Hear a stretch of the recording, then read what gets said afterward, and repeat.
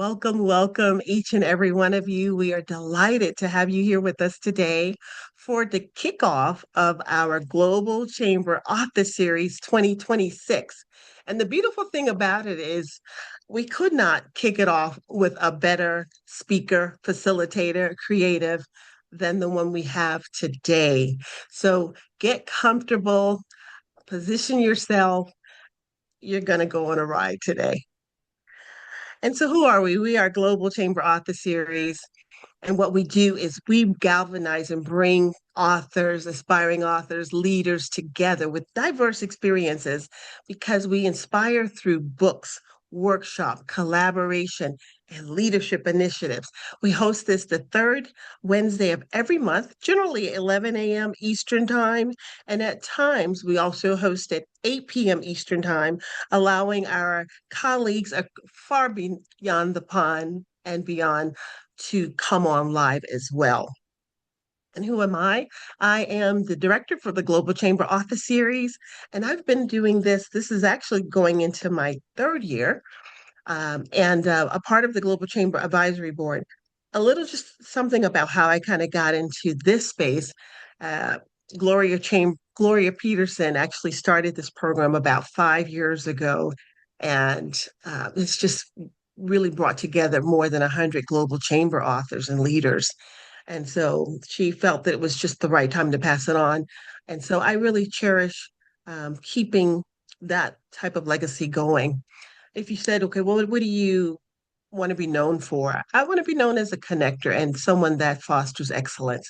It shows up in the various roles that you see posted here below. This is one of my latest books that really speaks to me coaching writers. 90 Days to Manuscript Masterclass. So we really try to collaborate with other writers, authors, and we have an anthology coming out for business leaders this year sometime. So Global Chamber, we are. What I loved about this, rather than do just kind of the spiel that I do around it, I'm going to talk about our speaker today and how it relates to Global Chamber, because I realize that he has spoken to over 2,000, he's made over 2,000 presentations. I realized that he has been in 6 continents. We're in 5, right? I'm just going to do that and let you know he's a globie all through and through. And he's been in 75 countries, right?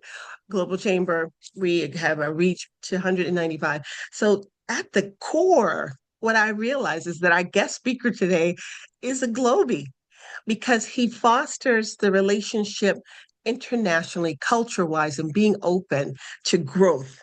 And that's the parallel that I see there.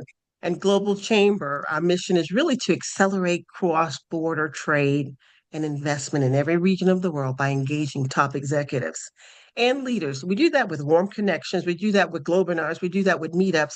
We do that successfully. And our vision is really to create a world where it's as easy growing across regions as it is selling across the street. So just really minimizing that, uh, making a shortcut for the connection. Where are we housed? We are housed in Phoenix, Arizona at the Thunderbird School of Global Management and that headquarters. And they have a pretty broad reach as well, 30 locations, relationship with Thunderbird. We have that exact same reach in addition to what we do as Global Chamber. Now, here's why we're here today because we have a special guest speaker.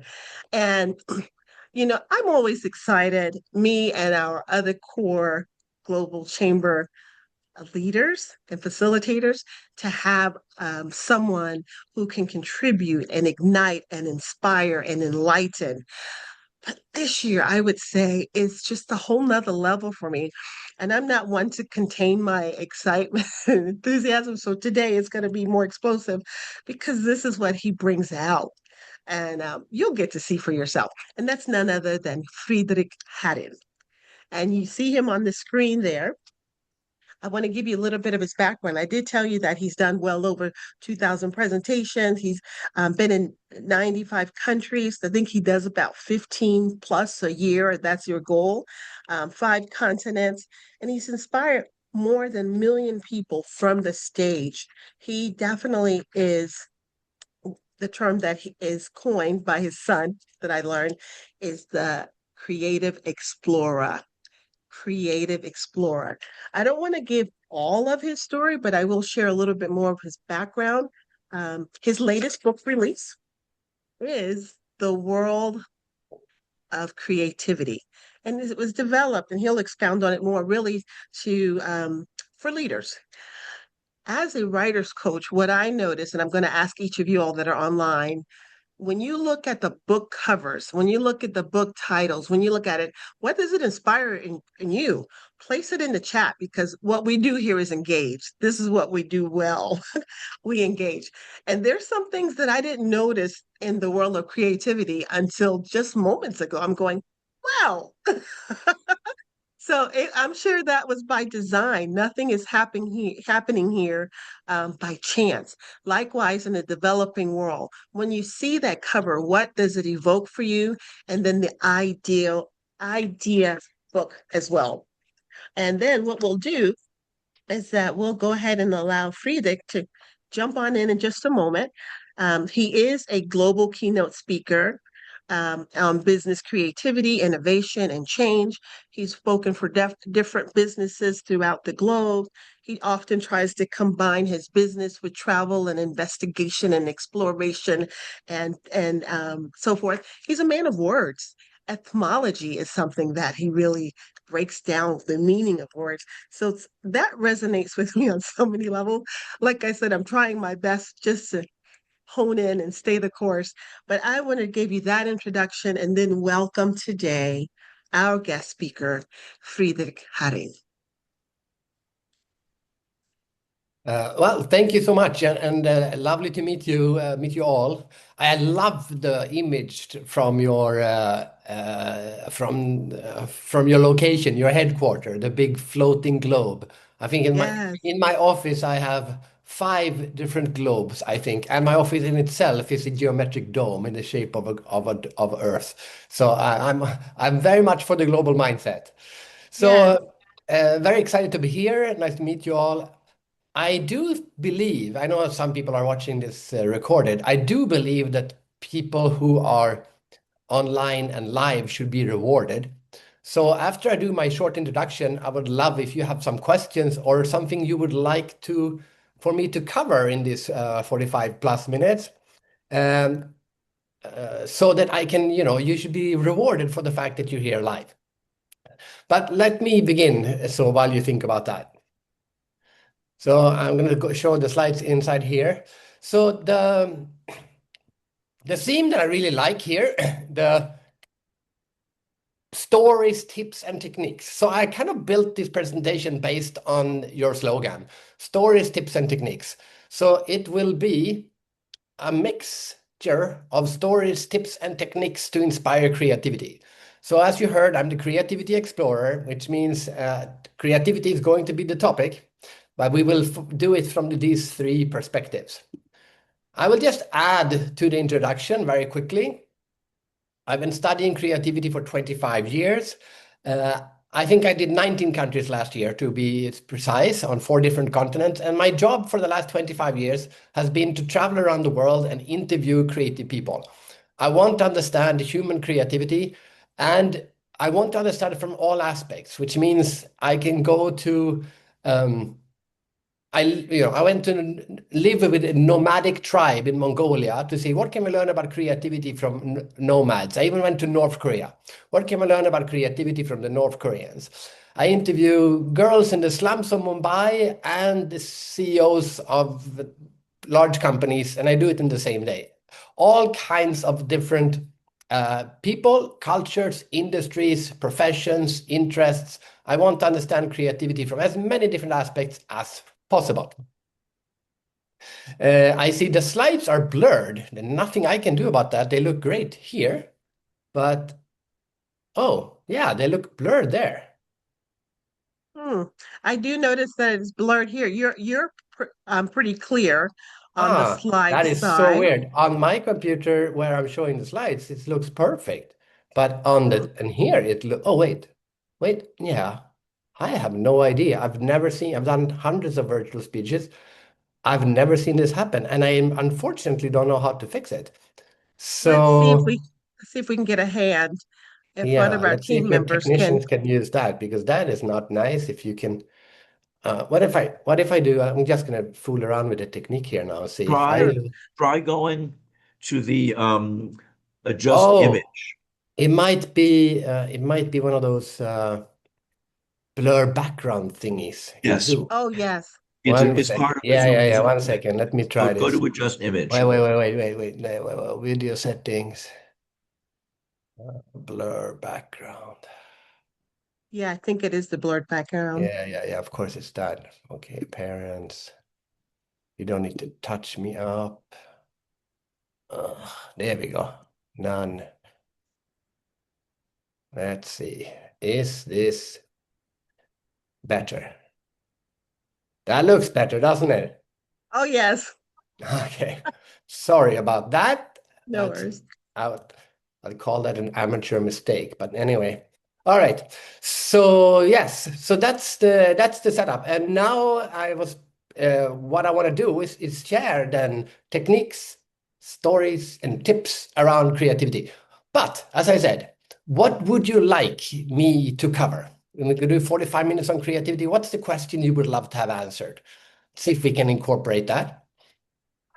I'm going to just throw something out there because you are the creative explorer speaking to leaders and how to ignite and incorporate creativity in their leadership style, how to actually do that, initiate it if they don't already have that level of that framework. Mhm. Do you mean how to ignite creativity in others? Yeah, as a leader, how to ignite creativity in others and Mm, to empower them if they're working with us or collaborating. Absolutely. Okay, good. Take some other ones.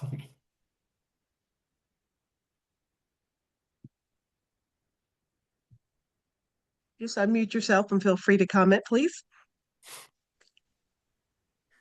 Yeah, I'd be curious to know about your opinion on best creative practices overall, if you have any ideas on that. Yes. Okay. Creative practices. Well, I'll do a third one. Let's see. None of that I was going to talk to. Luckily, I asked that. I can answer your questions. Or we can talk, we can do those two. Okay. I'll do these first and then I'll do the presentation. So I think that's fair. And then we can do Q&A at the end as well. Awesome.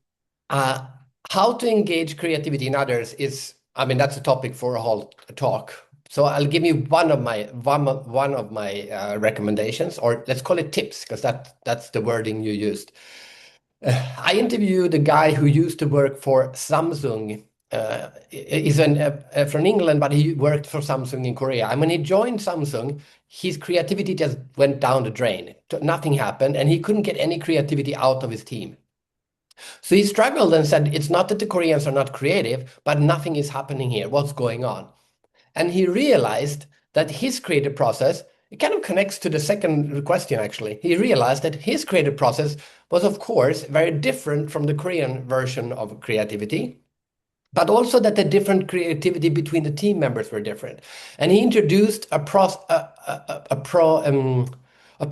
that whenever a group was created for a marketing group or like a temporary group, whatever, or a long-term group, whenever a group was created, the first meeting, everyone had to sit down and say, hi, my name is Frederick, and my creative process is as follows. For example, if I was in a group and we were in a team, I would say, just so you know, I'm an extreme introvert. That might make me look like I am bored or angry when I sit in a group with other people. I'm not. I'm just uncomfortable with a big group. I love being here because I love creativity. I love what we're going to do. So don't let my facial expression fool you. Someone else might say, I hate deadlines. You can't pressure me. I die if you need to give me time and space. Another person might say, I need to be challenged. Please challenge me. And if I challenge you back, it's because I like the dynamic that is created. Because a lot of people are not aware that the individual creative process is very different from our group creative process, and very few groups are aware what the different creative processes of their team members are. And how are we going to be able to communicate creatively if we don't know how other people work in a group? So the lesson is to make sure the group understands how everyone works in the group, and creativity will soar. Which kind of connects to the second question about the creative processes. I have interviewed thousands and thousands of creative people, and there are probably 8 billion different creative processes on the planet. My favorite, the most extreme I've ever heard, was a Swiss watchmaker who had worked for all the big Swiss companies, Rolex and all of them, but he was a workaholic, and he worked like 15 hours a day, and he did so for 20 years or something like this. But finally, his body just said enough, and he got burned out. So for about, I don't remember exactly, but for something like 9 months, he would just sleep 16 hours a day. He wouldn't work, he would just sleep. He was on sick leave. And when he woke up, he would eat, and then he would watch Star Trek, the series, binge watch it, until he went back to sleep and slept for 16 hours. So eat, sleep, and watch Star Trek. He did that for months. That was all he did.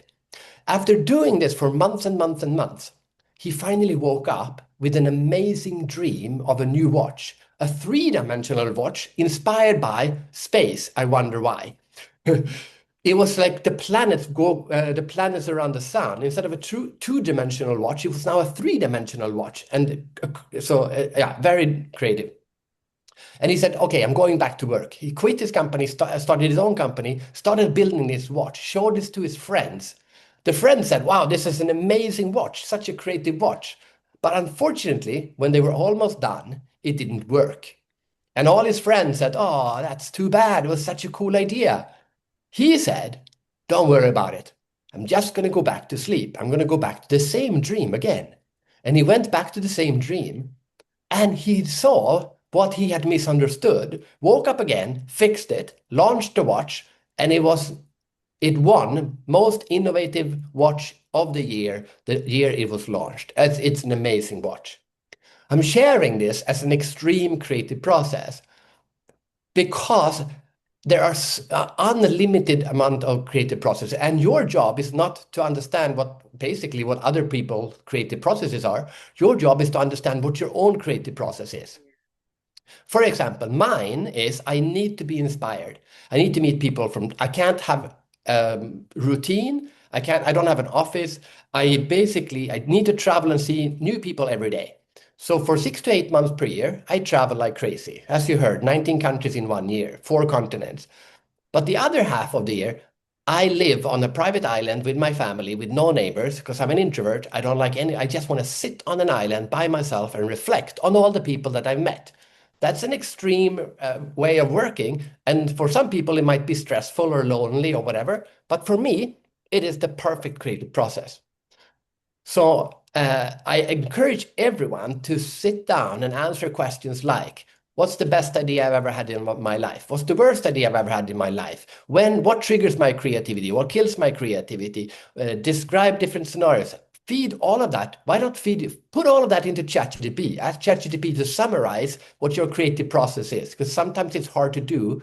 It's hard to cut your own hair, I like to say. So let someone else summarize and describe it back to you. And then build a life where this creative process is encouraged and is maximized. And I promise you, your creativity will soar. So that's the answer to those 2 questions. Now I'll go back to my presentation so that everyone who watches this later gets some kind of structure on this. So we're going to do technique, tips, and stories. And we're going to start with technique. Let's see where we are. There we are. So I'm going to start by looking at the definition. What's the definition of an idea? And I like to define an idea like this. Any idea is just a combination between 2 previously known things. There's never been a new idea in the history of mankind. Every idea is a combination of something else. The iPhone is amazing, but it was a computer and a telephone combined. Everything is a combination. When you realize this, creativity becomes much less magical. I mean, it is magical, but it becomes less scary and difficult to understand. So we're going to do a little exercise here. We have power lines and statues. We take power lines, we take statues, we combine the two. What do we get? There's no correct answer, there's no wrong answer, but everyone watching this will get some kind of idea in your head because your brain is now trying, the creative brain is trying to find the connection between these unrelated things. What's the connection between power lines and statues? Someone's going to say the Eiffel Tower. Someone's going to say electrocuting statues. I don't care where your brain goes, but your brain is trying to create order. Yeah, a lit up statue. Why not? So every idea, every brain is not trying to find the connections. My favorite is, and the reason I show this is because is this one in Iceland. If we are going to ruin the landscape with power lines, let's ruin it in a beautiful way. I think it's a beautiful idea. You don't have to like it, but it's just a combination of two previously known things. Now, I thought I would do an example of this because there's this connection to authors and writers here. So I thought in my examples, I will exemplify the technique using books, mainly, not only, but mostly. So I created this formula. This is my formula. An idea equals that a person, meaning you, take your knowledge and your information, and information differs from knowledge because information is new data that comes into your brain. Knowledge and information, and you combine it, plus means to combine. You combine knowledge and information in a way you haven't seen before. That makes the world better in some aspects. This is what creativity is. So now I'm going to show you how I did this with my book, because I wrote a book called The Idea Book. And I said to myself, I don't want the book to only be about creativity. I want the book in itself to be creative. So how can I do that? Let's combine two things. This is what I did. I took the concept of a book. I did not invent the book. I took the concept of a notebook. I did not invent the notebook.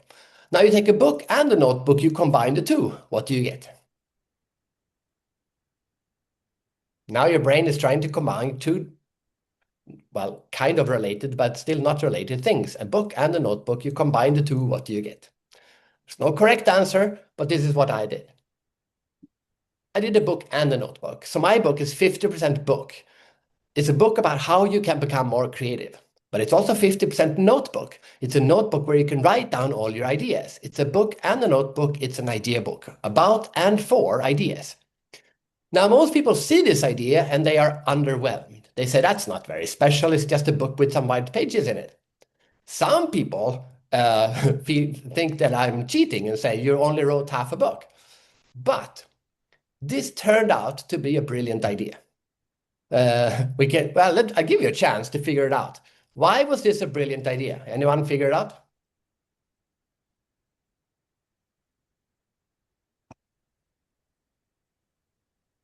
You can unmute if you don't want to write. Well, I would be cheating, so I'm not going to respond. Okay, you're not allowed. Yes.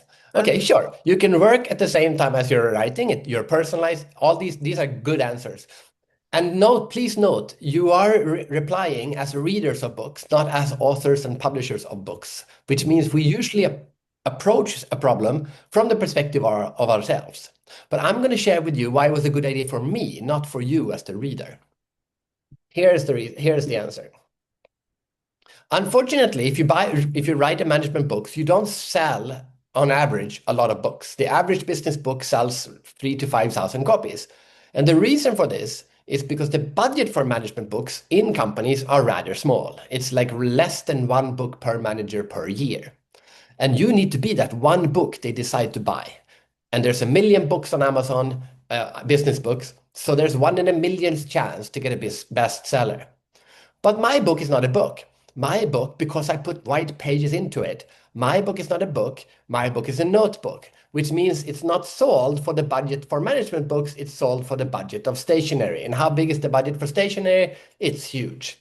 So I don't sell a book. Well, I do sell a book. I sell it in bookstores. Of course I do. But the main bulk of the sales have not been book sales. They have been notebook sales. because companies have huge budgets for notebooks. I once sold 14,000 copies of this book to one client because they had a huge conference in America. I've actually, if the average business book sells 3,000 to 5,000 copies, I have sold 250,000 copies of this book, and 95% of that as notebooks. And I self-publish my book, so I get all the money. So that's a great example of how taking two things that don't really belong together, tweak the original idea and create something that is just slightly different from what everyone else is doing.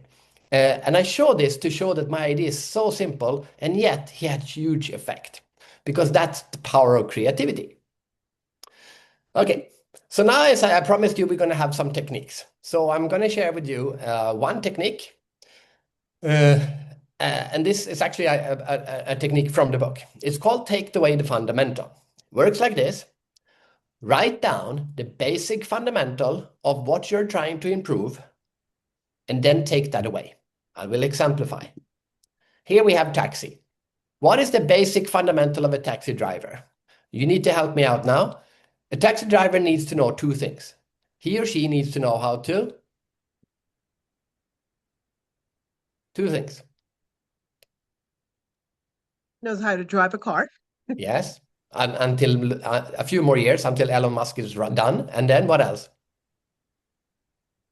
Yes, direction. But actually, technically, the second one is not true anymore. It used to be true. It used to be that taxi drivers in London has 1% bigger brains than everyone else because they had all the streets in their heads. But thanks to mobile phones and Google Maps, a taxi driver does not need to know the way anymore. And that is the business model for Uber. Uber was invented when two guys said, wait a minute, why can't every car be a taxi now that every mobile phone can tell you where to drive? So they took away the basic fundamental of a taxi driver and created a brand new business model. If you want, you can do the other way. Imagine a taxi driver that does know the way, but doesn't know how to drive. There is actually a really good idea hidden there somewhere. You can figure it out. I'm going to give you one more example of this. Because I'm from Sweden, I'm going to exemplify with IKEA. IKEA did exactly the same thing. IKEA said, what is the basic fundamental of a basket in a store? Where are baskets located? And the fundamental answer that everyone always said for hundreds of years is that the basket, or not maybe hundreds of years, but as long as we have had baskets are in the beginning of the store. IKEA said, wait, what if they are not? So IKEA, they also said, what if they're not baskets? What if they are bags? But more importantly, they moved the baskets from the beginning into the store. And I'm sure you've been to IKEA, or IKEA, as you like to say. And you notice you go into the store and you say to yourself, oh, I don't need two bags. I don't need a bag. I'm just going to buy two things. But then you go through IKEA, you start picking up things, and suddenly your hands are full. And right there and then, there's the bag. You pick everything into the bag, you continue to shop. You're almost at the end of the store. Now your hands are full, both bags are full. What does IKEA have at the end of the store? Not at the beginning. The trolleys are at the end. Why? Because that's where IKEA knows that that's where people realize that they need a trolley. So they question the basic fundamental of where baskets should be. So now we have the exercise and two examples. Now I'm going to exemplify with myself and books. So I did that. Now you've seen it, unfortunately. But what is the basic fundamental of a book cover? If you ask a group of readers or even book designers, they will say that the basic fundamental of a book cover is it needs to have the name of the author, it needs to have the title of the book, it needs to have a picture, and it needs to have some kind of a blurb. Everyone knows this. Unfortunately, that means everyone follows these as if they were laws like laws of nature you have to follow. But if everyone does the same thing, no one stands out. If everyone is wearing black and you wear red, you stand out. But if everyone is wearing red and you wear black, you also stand out. So I decided I'm going to use this rule and break all the basic fundamental design laws of a book cover on the idea book, except one. So I took away the author name, I took away the title, I took away the blurb, I kept the title, but I kept it really small. And this is my cover. A creativity book that looks boring like the Bible. It breaks all the rules of design for creativity books. Now, question, is this creative? If you were a big group now, half of you would say yes and half of you would say no. The answer is, we don't know. It is different, for sure. It's different from other books, but is it creative? It's only creative if it's different and better. It's only creative if it's different and works. So did it work? Well, I showed you earlier this picture. This is the bestseller list of the largest bookstore in Singapore the day my book was launched. And here is that full picture. And as you can see, here we have Donald Trump, good to tipping point, Barack Obama, and right next to Barack Obama, what do we have there? Well, it looks like a black hole. Now people are interested. Why is there a black hole right next to Barack Obama? Now they go closer. Now they see, oh, it's not a black hole, it's the Bible. Now they say to themselves, wait a minute, why is the Bible in management literature? They go even closer. They go like this. They say, oh, it's not the Bible, it's the idea book. What is the idea book? Now they pick it up.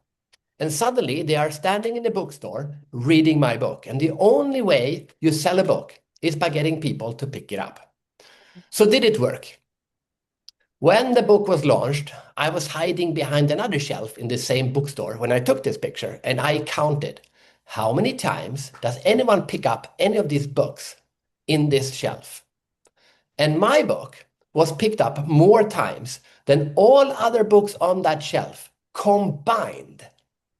And it became a bestseller in Singapore. I sold 15,000 copies in Singapore alone. After 12 months, there were only 2 books still on that bestseller list. It was Tipping Point, the best-selling management book of the 21st century, and my book, a self-published book that looks like a Bible. I beat Donald Trump and I beat Barack Obama. Not many people can say that. So that technique worked on the book itself. Then my next book, I decided to write a novel. And I went one step further. I said, what if we take away even the basic fundamental of book design, the title? So this is the cover of my novel. It's called The Invisible, but there is no title, there is no author, there is no text whatsoever on this book. And I designed this cover, and the publisher said, no way we're doing this. It's not going to work. I said, let's print 2 versions. One is yours and one is mine. Let's put it in a shelf in a bookstore before the book comes out, dummy covers, and let's see which one gets picked up the most. Of course I won. And this is the cover that made it.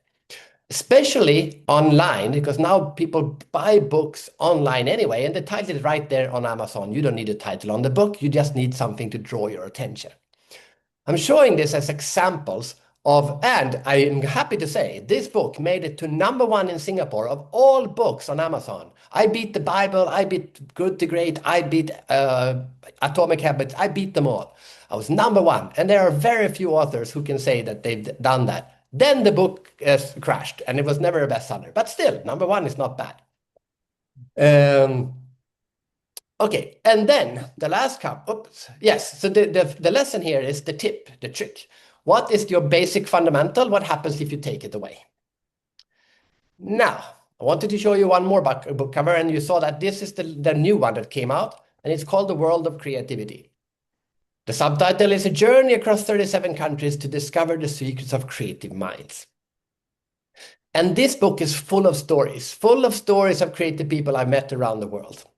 And just a quick introduction to this cover, because I also wanted to do something different on this cover. And as you might see on this cover, it actually has the table of content. There's 37 chapters, and what you see in that circle is the title on those 37 chapters. I said, why is the table of content inside the book cover? What if we had it on the outside, on the cover itself, so people can see what the book is about without having to open it? That's the reason behind this cover. Now, I'm going to share with you 1 or 2 stories from this book, if you're interested. I think, correct me if I'm wrong, but we are around 20 minutes left, right, Dana? Because we started a bit late. Okay, good. So 37 countries. I'm going to share with you I think two, and then we'll do questions. We're going to start with the World of Creativity England chapter, and we are going to meet this guy, Frank Stevenson. Frank Stevenson is the guy who designed the Mini. Do you know the car, the Mini? He's an amazing car designer. And he's an icon of car design. He's also probably the most curious person I have ever met. We talked for 2 hours and he was just so curious. So I said to him, share with me a story about how your curious brain works. And he told me this story. And when I tell this story, listen to what he does and say if you would have done the same thing or what we can learn from him. So he used to be head of design at McLaren, but right before he started that job, he went on a 2-week vacation to Bahamas. And when he checked into the hotel, he saw a stuffed sailfish behind the receptionist. He saw it.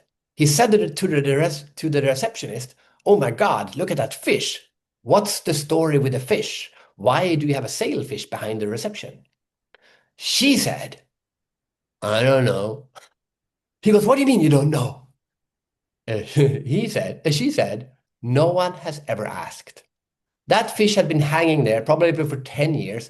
10,000 guests have checked in. Most people haven't even seen it, and no one had asked. He not only sees it, he asks and he wants to know. He asks for the manager. The manager comes out. "Tell me about the fish. Why is there a sailfish? Why is it not a shark?" The owner goes, "The sailfish is the fastest fish in the ocean, much faster than sharks. It's the king of the ocean." Now he learns about the sailfish. Now he's supposed to go back to McLaren and start his new job. But on the plane, he says to himself, "Wait a minute, I only saw a dead sailfish. I didn't see a live one. I need to see a live one." He goes down the rabbit hole. He realizes he has a 5-hour layover in Miami. And instead of sitting in a business lounge drinking gin and tonic like you and I would do, he leaves the airport, goes down to the harbor in the hope of maybe seeing a live sailfish. And he's so lucky, a guy comes in with a sailfish. He goes up to the guy and says, "I want to buy your fish. How much do you want for your fish?" The guy says, "It's not for sale. It's hard to catch a sailfish. I'm not selling it. I'm going to stuff it and hang it over my bed." Frank says, "This is America. Everything is for sale. Just name your price." The guy says, "Well, in that case, I want $20,000. And Frank picks up his credit card that he has just received from McLaren and buys a fish for $20,000. He told me the CFO called him up and said, "What the hell have you just bought?" And he said, "What do you mean, that the fish?" He almost got fired. But then he stuffs it, paints it in the colors of McLaren. This is the actual fish, and hangs it in the design studio of McLaren to remind everyone who works there that we are going to design fast things inspired by nature. But not only that. Then he goes and takes it down, puts it into the wind tunnel because he wants to understand what is it that makes the sailfish so fast. And they realize that there are tiny little bumps on the body of a sailfish that creates a little swirl that creates an effect that lowers the drag of the fish. And now that same effect is incorporated in the McLaren car. Why? Because on vacation, he saw a fish behind the receptionist and he decided to ask. That is curiosity.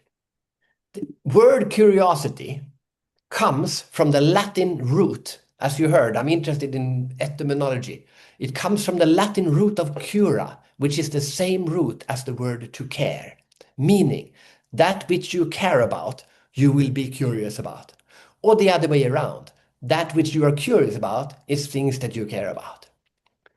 So to be more curious, we need to figure out what we care about and then use that energy to go deeper into other rabbit holes. But I also study creativity in different countries. And I always go to a new language. I ask them, "What is your word for curiosity?" And it's so interesting how different countries approach curiosity in different ways. For example, in Bulgaria, the word for curiosity is lupiten, totally different from curiosity. And lupiten means, from an etymological point of view, means the love of asking questions. Beautiful. But in Icelandic, the word is forvitten. And forvitten, for means before, and witten means to know. So in Icelandic implies that curious, that which comes before knowledge, which is, when you think about it, totally true. We cannot learn anything unless we are curious about what we are going to learn. And a teacher's job, more than anything else, is to invoke curiosity in the student. 3 different ways of looking at the word curiosity. Okay, we have one more example, maybe 2 if we have time. We're going to go to Thailand. So this is, we had techniques, we had stories, now we're going to have tips. So this is a tip on how to become more creative from Thailand. And this is a woman I met. Her name is Kai, and she's an origami artist. She makes beautiful flowers in paper. And I interviewed her about her creative process. And for some reason, we came to talk about creative block. But when I talked about creative block, she seemed as she didn't understand my English. So I said to her, finally, I said, okay, what happens to you when you get stuck? And she looked at me and she said, I stand up and then I go to Starbucks. Oh, okay, good. So then what do you do when you're in Starbucks? And I wanted her to say that, she's thinking about the problem or she has anxiety or something. She said, then I drink my coffee. Okay, good. And then when you're done drinking your coffee, then what do you do? Then I look at people. And I realized, talking to her, she was totally oblivious to the idea of creative anxiety. It didn't exist for her.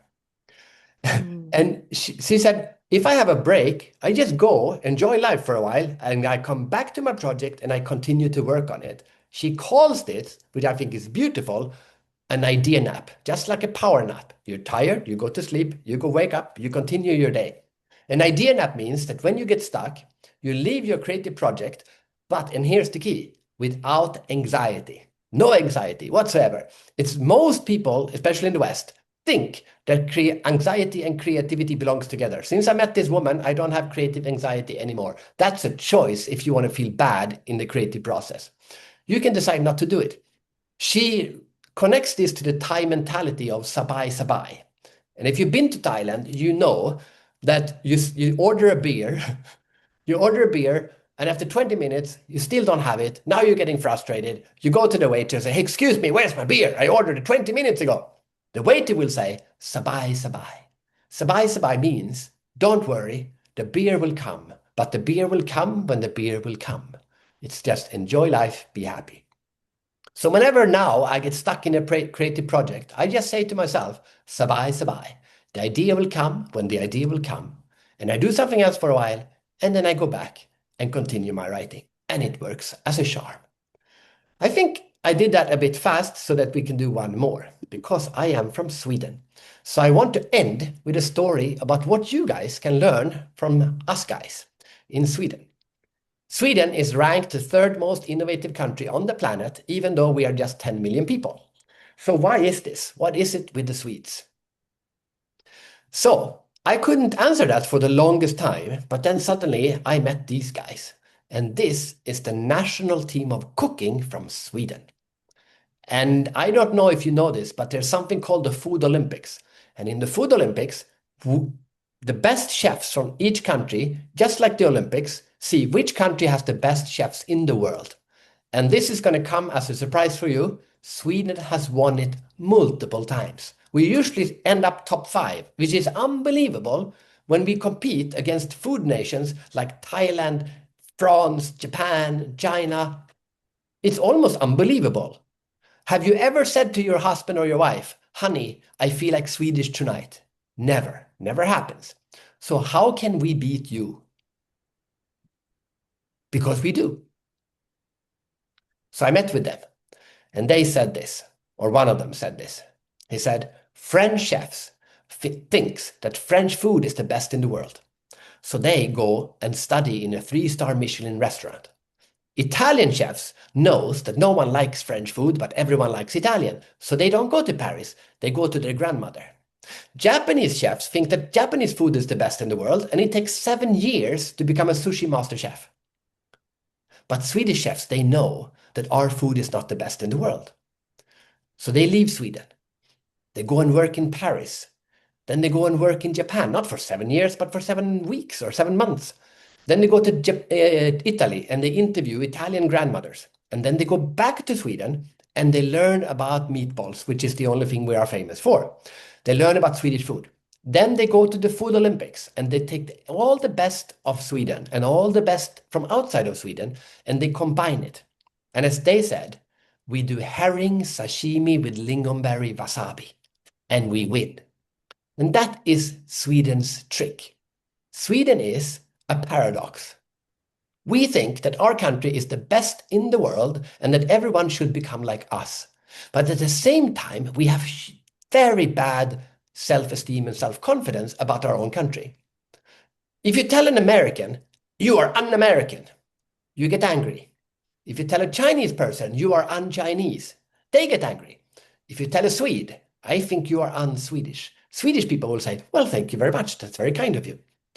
Because we are both confident and lack confidence like no other country on the planet. And I call this the creative sweet spot, which is to be confidently doubting, to be confident that when everyone goes to the left, you are going to go to the right. To do that, you need to be confident. But creative people are always doubting. If everyone goes to the left and you go to the right and you say, wait a minute, maybe this is wrong. Maybe I should go forward, backward, upward, downward, inward, whatever I should go. So if you're confidently doubting and doubtfully confident, you have hit the creative sweet spot. And if you're not creative enough, you should say, maybe it's too much confidence from my side. Then you're getting arrogant and you stop questioning. Or if you're too doubtful, you need to develop your confidence. And that's what we can learn from the Swedes. Now I'm going to shut up and let you ask your questions. But I want to finish with this question. How will you explore your own creativity to discover your own creative potential? Because the last thing I want to say is, regardless how creative you are, we could be infinitely more creative than we are today if we decided to better understand our own creative process. And most people haven't even started to dig down that rabbit hole. I hope that this little talk has made you curious to do that. I hope the book will do that. And I hope everything else you do will do that. Good luck with that. And thank you very much. This was absolutely excellent. I wanted to quote your motto, to understand humanity through creativity and creativity through humanity. Um, that's what we ascribe to do and what we do on a global level. Any other comments and or questions for our incredible guest speaker, Friedrich? I see some in the chat there, but if you want to unmute yourself, Dr. Pauline. Hi, I want to say thank you, Frederick. Excellent presentation. I really enjoyed that. We talked about using our imagination. I personally love drawing, so I have my book and I do all my drawings, which come from thoughts. So I just take a word that I hear and I put it on the middle of the page and then I extrapolate it. And then I discovered an app called Grok and I can make them move. So I love, I like color and movement and just making, things come alive. I was going to ask you the question about a famous statement once by Edward de Bono. He said that creativity is logic in hindsight. What do you think about that? I think that comes from the logical mind of Edward de Bono. Yeah. But the more I interview creative people, the more I go the other way. I think I interviewed a sculptor in Hong Kong, and he differentiated between mortal ideas and divine ideas. And mortal ideas is things that our brain comes up with, but divine ideas is ideas that come to us. they just they arrived, like Harry Potter arrived in the head of J.K. Rowling, right? Or Imagine arrived in John Lennon's head. So these are ideas that it doesn't even feel like art. Like that novel I wrote, I dreamt that. I dreamt the whole story, and I didn't want my name on the cover because I didn't want it to say by Frederick Herren. I wanted to say as told to Frederick Herren because it was not my idea to begin with. And I think, you know, the common denominator for really, really good ideas is when the ego disappears. And to me, logic is too close to ego. So I think when we can disconnect ourselves as much as possible from the ego, we get the most beautiful idea. I mean, talking about the most beautiful ideas that people have in their lives. And I'm chasing those more and more. I was going to suggest, I always say to people, your creativity comes from the things you were never taught. They come from Yes. inside you. And it comes from outside, even outside of yourself. So, a painter in Riga called it receiving the mystery. I think it's a beautiful description of it. I think that's a much better description than logic in hindsight. Yeah. I concur with Pauline before Mohammed speaks, and to really kind of position myself in places that inspire me more, because I'm at my best when I'm creative, and I can be better to humanity. Mohammed, I see you have your hand, and we'll allow Doug to close things out as we're coming close to the end of time. I did see your hand, Christopher, but we'll look and see what time frame we have. Go ahead, Mohammed. Hej Fredrik, hur är Hey! läget? Det är Mohammed. Jag kan prata svenska. I apologize guys, I just wanted to welcome Fredrik for his incredible presentation in Swedish. My question is, in the world that we are living in, the global trade and the problems, when it comes to creativity, it's important to be creative, but the creative, it has its own cost. How you would like us as a people who are involved in global trade to be creative to overcome the obstacle and tariffs and those kind of things. You mentioned Sweden. I have lived in Sweden, so Swedish people are the most, how you say, people have the luxury to test and be creative, and still life goes on. But when it comes to stressed economies, to be creative, it means a lot of risks. So I would like to hear your thoughts about that. Tack så mycket. It's a very, very good question, and there's many different answers to it. I would like to do two quick reflections on it. I was recently in the slums of Manila, and I visited an organization working in the slums of Manila. What do you think they said is the biggest problems right now in the slums of Manila? Take a guess. No clue. Ingen aning. Yeah. Water, pure water. No, smartphones. And because the parents are uneducated, don't understand what a smartphone is, and men come in there, give the smartphones to the teenage girls and say, can you record a video of yourself naked? And I'll give you a bit of money. So here we have this amazing technology called smartphone, and in the slums of Mumbai, it becomes the biggest problem because they need to go and educate the parents of what the kids are doing because the parents don't even understand. So when we invent this amazing new technology, we also create new problems, right? So this is true. We create problems, but overall, of course, the world is better today than it was 100 years ago. And innovation in creativity is what created this. The second reflection is, you said, what is the mindset we should have in the world we live in now with the tariffs and all this anti-globalization happening? I live by this mantra. In the 80s, the slogan was, think global, act local. Today, the slogan should be, think human, act humane, meaning develop a product that works on humanity, doesn't work not on a specific, like, if you write a book, write a book that anyone can read everywhere in the world, right? From that perspective. If you create a phone, make a phone that will work in the slums of Manila for the right reasons and in Silicon Valley, like think human, and then, because then you have the biggest market. And then think humane, act humane, meaning create a product that's is good for you, but not only for you, also for everyone else and the planet and so on. So that's the mindset that we need to have. And unfortunately, a lot of people are not having that mindset at all at the moment, but this will pass. Absolutely. Thank you all, each of you, for your poignant questions. I really want to turn it back over to Doug Brunke for final comments and remarks.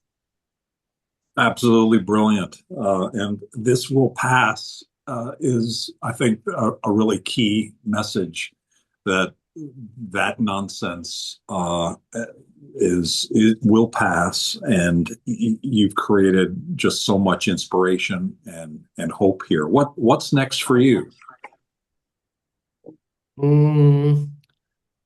I've started on the world of creativity too, and I go to Thailand on Saturday and I continue. That's what I do. But that won't be a book. That will be a video. So I'm finally moving. I'm a writer in my mind, but I'm changing that. I'm challenging myself to be telling stories through video instead. I think it tells the stories on a different level. That's my challenge to myself in this year. How can we help? Oh, that's a very kind question. Well, okay, I'm launching the book right now. So in any way you can, if anyone knows anyone that would be benefit of talking about this book, help get me to talk about the book or get the word out. I think it's a very important book because it's written to evoke curiosity on the world. And I think we need curiosity on the world more than ever right now. Absolutely. Brilliant.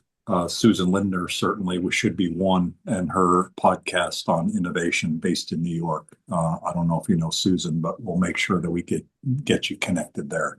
Yeah, Thank you so much. Very inspirational. And Dana, brilliant. Thank you very much for putting this program together.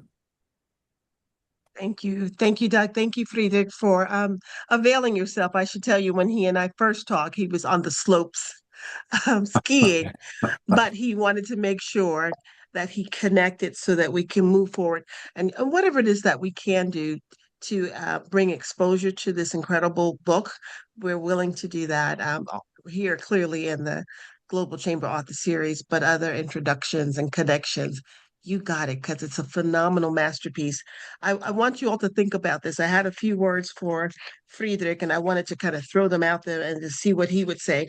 And I know time is of essence, so I'll just kind of make it quick. Just kind of two words. One moment. There we go. Mel Robbins. If I mention that, what comes to mind? Mel Robbins, you asking me that? Yes. Okay, I am dyslexic for names because I have an identical twin brother, and when I was growing up, no one ever knew my name. So for me, names apparently are not important because no one ever knew my name. So that means nothing to me. Names mean nothing to me. Internet and AI. Internet is an amazing creativity tool, and AI is an even more amazing creativity tool. It's the biggest creativity tool we have invented since the pen. Absolutely. I did hear Pauline mention Grok, and I want to just kind of leave each of you with this note. Always be willing to grow, always be willing to stretch, always be willing to explore and remain curious. We thank you from the depths of our heart for just joining us and kicking off this year on a magnanimous way. We appreciate you, Frederick, and we'll continue to be in touch as you're part of our global community and mindset. Make it a great day. Thank you. Thank you.